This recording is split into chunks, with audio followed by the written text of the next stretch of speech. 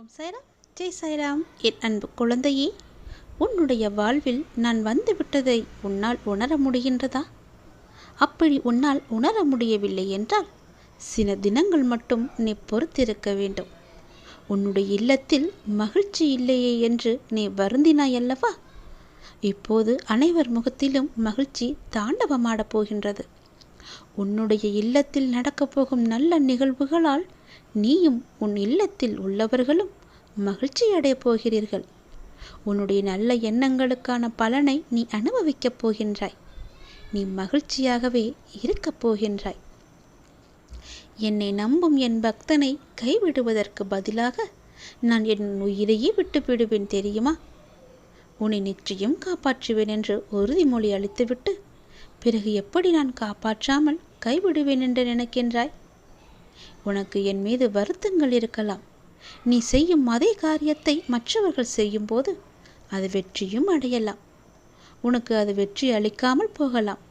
ஆனால் மற்றவர்களுக்கும் உனக்கும் வாழ்க்கையின் நோக்கங்கள் வேறு வேறு. உன்னுடைய கர்மாவும் இறைவனாகிய நானும் உனக்கு விதித்த பணிகள் வேறு.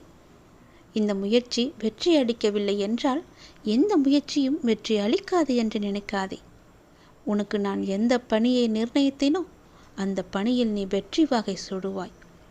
கோபம் தணிவாய், கொஞ்சம் பணிவாய், இன்னும் துணிவாய், நிச்சயம் பெறுவாய் வெற்றியை. விரைவில் பெறுவாய் உன்னுடைய வெற்றியை. கைவிட மாட்டேன் என்னுடைய பிள்ளையை. உன்னுடைய முகமானது எப்பொழுதுமே வாடி இருக்கின்றது.